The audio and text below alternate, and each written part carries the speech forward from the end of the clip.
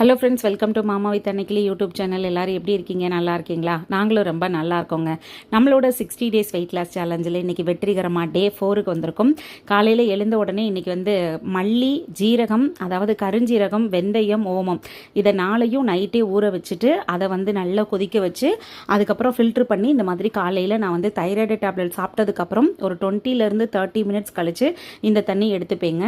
உங்களுக்கு thyroid problem மட்டும் இருக்குது, அதாவது ஒபிசிட்டி அதிகமாக இல்லை அப்படின்னு நினச்சிங்கன்னா, சும்மா ஒரு 10 கிலோ 5 கிலோ தான் குறைக்கணும், தைராய்டு மட்டும்தான் எனக்கு ஒரு பெரிய பிரச்சனைன்னு நினச்சிங்கன்னா, இந்த கருஞ்சீரகம், ஓமம், வெந்தயம் இதெல்லாம் அவாய்ட் பண்ணிவிட்டு வெறும் மல்லியை மட்டும் கொதிக்க வச்சு நீங்கள் டெய்லி காலையில் குடிச்சிட்டு வாங்க. தைராய்டோட அளவு நல்லாவே கண்ட்ரோல் ஆகும்.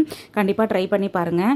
எங்கள் அம்மா எங்கள் அண்ணன் பசங்க கிட்ட வீடியோ கால் பேசிகிட்டு இருக்காங்க. காலையில் எழுந்த உடனே அங்கே ஊரில் மழையா, ராமநாதபுரம் டிஸ்ட்ரிக்டில், அதனால் ஸ்கூலெல்லாம் லீவ் விட்டுருக்காங்கன்னு சொல்லிட்டு, எங்களுக்கு இன்றைக்கி லீவ் விட்டுருக்காங்க, அப்போ தான் நீ என்ன பண்ணுற, சாப்பிட்டியா, டீ குடிச்சியான்னு சொல்லி காலையிலேயே ஒரே அரட்டை. மயம் பிள்ளைங்களை பார்க்கும்போது எப்படி பொங்குது பாருங்க. என்னதான் நம்ம விழுந்து விழுந்து பார்த்தாலும் அந்த மயம் பிள்ளைங்க மேலே இருக்கிற பாசமே தனிதாங்க. ஒரு சிலர் மக பிள்ளைங்கள நல்லா ஒரு இதாக நினைப்பாங்க. ஒரு சிலர் மயம் பிள்ளைங்கள எந்த சூழ்நிலையிலையும் விட்டே கொடுக்க மாட்டாங்க. எங்கள் மம்மியும் அப்படி தான். எந்த சூழ்நிலையிலையும் மயனை விட்டு கொடுக்கறதும் இல்லை, மயம் பிள்ளைங்கள விட்டு கொடுக்கறதும் இல்லை. அந்தளவுக்கு காலையிலேயே அரட்டை அடிச்சிட்டு இருக்காங்க. அத்தை என்ன உனக்கு நல்ல பலகாரம்லாம் சுட்டு போடுதா, உடம்பு சரியாயிடுச்சா, எப்போ அப்போத்தா வீட்டுக்கு வருவேன், வா அப்போத்தா எங்களுக்கெல்லாம் பலகாரம் செஞ்சு கொடுக்கணும் அப்படி இப்படின்னு சொல்லிட்டு கேட்டுட்டு இருந்தாங்க. வரேன் வரேன், உடம்பை சரி பண்ணிட்டு வரேன் அப்படின்னு அம்மா சொல்லிட்டு இருந்தாங்க.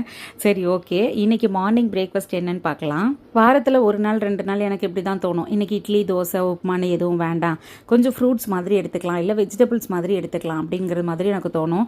இன்னைக்கு அதனால் நான் ஃப்ரூட்ஸுக்கு தாங்க வந்துட்டேன். கொஞ்சம் பப்பாளி, அப்புறம் ஒரு கொய்யாப்பழம் முழுசாக எடுத்திருக்கேன், அரைக்காயா, செங்காயின்னு சொல்லுவாங்கள்ல, அந்த மாதிரி செங்காயாக எடுத்திருக்கேன். அப்புறம் சீத்தாப்பழம் இப்போ சீசன் இல்லையா, செப்டம்பர்லேருந்து டிசம்பர் வரைக்கும் நல்ல ஒரு சீசனல் ஃப்ரூட் அப்படின்னா சீத்தாப்பழத்துக்கு தான் இப்போது. அதனால எனக்கு சீத்தாப்பழம் சாப்பிடணும் போல் இருந்துச்சு. சீத்தாப்பழத்தில் கொஞ்சம் இனிப்பு அதிகம் தான், டயட்டில் இருக்கும்போது கொஞ்சம் அவாய்ட் பண்ண வேண்டிய பொருள் தான். ஆனால் சரி, ஓகே, சீசனல் ஃப்ரூட்டை இந்த டைமில் மிஸ் பண்ணிட்டோம் அப்படின்னா கிடைக்காது இல்லையா. அதுலேயும் இந்த டைமில் தான் பழம் நல்லா விளைஞ்சிருக்கும். நல்லா விளைஞ்ச பழம்னு சொல்லுவாங்கள்ல, மற்ற டைமில் கொஞ்சம் சுருங்கி போனது மாதிரி, பூஞ்சு வச்சது மாதிரி, அந்த மாதிரிலாம் நிறைய ஒரு சில பழங்கள் டேஸ்ட்டுமே கம்மி ஆகிடும்.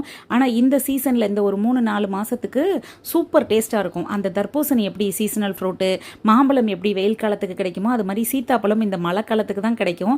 சளி பிடிக்குன்னு ஒரு சிலர் சாப்பிட மாட்டாங்க, ஆனால் டேஸ்ட் நல்லா இருக்கு, சீசன் டைமில் தானே கிடைக்குங்கிறதுனால அதில் ஒரு பாதி பழத்தை ஆசைக்காக சாப்பிட்டுக்கிட்டேங்க. இது மட்டும்தான் என்னோட மார்னிங் பிரேக்ஃபாஸ்ட்டாக இருந்தது. மதியத்துக்கு என்ன பண்ணலான்னு யோசிக்கும் போது சரி, ஓகே, முட்டை குழம்பு வச்சிடலாம் அப்படின்னு சொல்லி முட்டை குழம்பு தான் வச்சிட்ருக்கேன். முட்டை குழம்பு ஒரு சிலர் சூப்பு மாதிரி வச்சு தேங்காய் சீரகம்லாம் அரைச்சி ஊற்றி அந்த மாதிரி வைப்பாங்க, அது ஒரு டைப்பு. இது நம்ம நார்மலாக புளிக்குழம்பு போல் வெந்தயம் சோம்பு போட்டு தாளித்து மசாலா போட்டு வதக்கிட்டு புளியை கரைச்சி ஊற்றிட்டு நல்லா கொதி வந்த பிறகு அடுப்பை நல்லா ஸ்லோவில் வச்சிடணும். எவ்வளோக்கு எவ்வளோ ஸ்லோ வைக்க முடியுமோ அவ்வளோக்கு எவ்வளோ சிம்மில் நல்லா ஸ்லோவில் வச்சுட்டு முட்டையை பொத்து ஊற்றி இந்த மாதிரி உடையாமல் ஊற்றினோன்னா அப்படியே மூடி போட்டு கிண்டாமல் கிளறாமல் மூடி வச்சிடணுங்க. அதுக்கப்புறம் அப்படியே குழம்பு ஒவ்வொன்றா எடுத்து பார்த்தோன்னா அந்த முட்டை அழகாக தனித்தனியாக வரும்.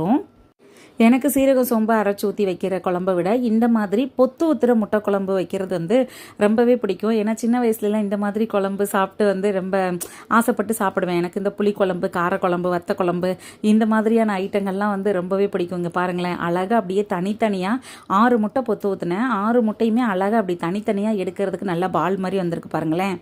மற்ற டைமில் ஒரு சில டைம்லலாம் கொதி நம்ம அதிகமாக வச்சுட்டு நல்லா கொதிச்சுட்டு இருக்கும்போது முட்டையை பொத்து ஊற்றிட்டோம் அப்படின்னா அப்படியே எதெல்லாம் அப்படியே தனித்தனியாக போயிடும். அதனால் கொதியை நல்லா குறைச்சி வச்சுட்டு நல்லா சிம்மில் வச்சுட்டு ஊற்றினோன்னா இந்த மாதிரி அழகழகாக தனித்தனியாக அப்படியே பால் மாதிரி பந்து மாதிரி முட்டை கிடைக்கும். அழகாக எடுத்து வச்சுருக்கேன் பாருங்கள். இன்றைக்கி 2 முட்டையும் சவுசவுக்கா பாசிப்பருப்பு போட்டு கூட்டு வச்சுருந்தேன். இதுவே ஓகே, ஃபில்லிங்காக தான் இருக்குது அப்படிங்கிறதுனால இதோட மட்டும் முடிச்சுக்கிட்டேங்க. 2 முட்டை சவுசவுக்கா பாசிப்பருப்பு போட்டு கூட்டு, அப்புறம் கொஞ்சம் சாதம் வச்சுக்கிட்டேன். ஏன்னா வேறு எதுவுமே செய்கிறதுக்கு இன்றைக்கி வேலை ஓடலை. பாப்பாவுக்கு கொஞ்சம் உடம்பு சரியில்லை. அவங்க ஸ்கூலில் அவங்க கிளாஸில் நிறைய பிள்ளைங்களுக்கு உடம்பு சரியில்லாமல் இருக்குது. ஏன்னா இப்போ சீசன் கொஞ்சம் அப்படி இருக்கு இல்லையா, அடிக்கடி கொஞ்சம் மழை பெஞ்சிட்ருக்கு அப்படிங்கிறதுனால அவங்க கிளாஸில் கிட்டத்தட்ட 40 பேரில் 23 பிள்ளைங்களுக்கு உடம்பு சரியில்லையா. ஆனால் மேடம்க்கு உடம்பு சரியில்லாமல் போனதுக்கு ஒரு முக்கிய காரணம் இருக்குது. அது அப்படியே வீடியோவில் வரும் பாருங்கள். இது தாங்க அந்த முக்கிய காரணம். பப்பாளி பழத்தில் ஐஸ்கிரீம் கேட்டாங்க மேடம். அன்றைக்கி ஊருக்கு போனோம்ல அம்மா வீட்டுக்கு, அன்றைக்கி போகும்போது அப்படியே ஐஸ்கிரீம் வேணும்னு சொல்லி கத்திட்டு இருந்துச்சுங்க. பிரியாணி சாப்பிட்டு முடிச்சுட்டு ஐஸ்கிரீம் சாப்பிட்ணும் அப்படின்னு. இல்லை அதெல்லாம் ஒன்றும் வேண்டாம், நான் வீட்டில் வந்து அம்மா செஞ்சு தரேன், இப்போ கோல்டாக இருக்குது, கிளைமேட்டும் கொஞ்சம் ஒரு மாதிரி நல்லா இல்லை அப்படின்னு சொல்லிட்டு நான் அவாய்ட் பண்ணிவிட்டு வீட்டுக்கு கூட்டிகிட்டு வந்துட்டேன். நம்ம வாக்கு கொடுத்துட்டோமா, அதை நிறைவேற்றணுமா அப்படிங்கிறதுனால வீட்டில் வந்து ஒரே ஆடம். நீ தானம்மா சொன்ன எனக்கு செஞ்சு கொடுன்னு சொல்லிட்டு ஒரே ஆடம். அதனால பப்பாளி பழத்தை அரைச்சி அப்படியே வந்து கொஞ்சம் ஐஸ் மட்டும் அவளுக்கு மட்டும் ஒன்று செஞ்சேன். அதில் அவ்வளோ ஒரு ஆர்வம். தம்பிக்கு வந்து பப்பாளி பழம் பிடிக்காது, அதனால அவன் பெருசாக சாப்பிட்டுக்கல. பாப்பாவுக்காக ஒன்று செஞ்சேன் பாருங்கள். இதில் அவ்வளோ ஆர்வப்பட்டு அந்த பிள்ளை சாப்பிட்டுக்கிட்டு மறுநாள் கொண்டு போய் எங்களை ஹாஸ்பிட்டலில் உட்கார வச்சிருச்சு. சீசன் இப்படி இருக்கே, வெளியில் வாங்கி கொடுக்க வேணாம் அப்படின்னு நினச்சாலும் சரி, ஒரு 2 நாள் வெயில் அடிச்சிச்சுங்க. வெயில் தானே அடிக்குது, பிள்ளைக்கு செஞ்சு கொடுப்போம், வீட்டில் செஞ்சு கொடுத்தா ஒன்றும் ஆகாது, வெளியில் சாப்பிட வேணாமேன்னு பார்த்தேன். ஆனால் அவங்க கிளாஸ்லேயும் கிட்டத்தட்ட ஒரு 23 பேருக்கு உடம்பு சரியில்லையா, இந்த நேரத்தில் நம்ம ஐஸ் வேற கொடுத்துருக்கோமா, எல்லாம் ஒன்று சேர்ந்து வச்சுக்கிட்டு இன்றைக்கி கொண்டு வந்து ஹாஸ்பிட்டலில் உட்கார வச்சுட்டாங்க மேடம். அழகாக ஜம்முன்னு அது பாட்டுக்கு உட்காந்துருக்கு. ஆனால் நமக்கு தானே வேதனை, இப்படி மேலே படுத்துக்கிட்டு அம்மா அம்மா அம்மான்னு அப்படி நைன்னு உட்காந்துருக்கும். டாக்டர் வந்து ஃபீவர்லாம் ஒன்றும் இல்லைங்க, கோல்டு தான் இருக்குது, அது அந்த ஐஸ்கிரீம்னால வந்ததுதான்னு எனக்கு தெரியும். டாக்டர்கிட்ட சொன்னோன்னா நமக்கு 2 டோஸ் விழுகுன்னு சொல்லிட்டு அப்படியே ஒன்றும் சொல்லாமல், இங்கே பாருங்கள் சார், சளி பிடிச்சிருக்கு, கிளைமேட் அப்படி இருக்குது, பிள்ளைங்களுக்குலாம் காய்ச்சல் அப்படின்னு சொல்லிட்டு இருந்தேன். சரி மேடம், நீங்கள் நெப்ளைசர் வச்சா சரியாயிரும்னு சொல்லிட்டு நெப்ளைசர் தான் வச்சு கூட்டிகிட்டு வந்தோம். என்னங்க பண்ணுறது, இந்த பிள்ளைங்களை வச்சுக்கிட்டு ஒன்றும் இது பண்ண முடியல. ஆனால் மாமா என்ன தான் திட்டினாங்க, உன்னை யார் ஐஸ் செஞ்சு கொடுக்க சொன்னா, நீ செஞ்சு கொடுத்ததுனால தான் இந்த விதி அப்படின்னு சொல்லிட்டு வந்து கத்திட்டு இருந்தாங்க. வெளியில் வாங்கி கொடுக்கக்கூடாதுன்னு வெயில் அடிக்குதேன்னு வீட்டில் செஞ்சேன். ஆனால் வீட்டில் செஞ்சாலும் அதுக்கான வேலையை அந்தந்த சீசனில் காட்ட தானே செய்யும். என் மேலே தான் தப்பு, என்ன பண்ணுறது, சரி ஓகே அப்படின்னு சொல்லிட்டு நெப்ளைசர் வச்சு வீட்டுக்கு கூட்டிகிட்டு வந்தாங்க.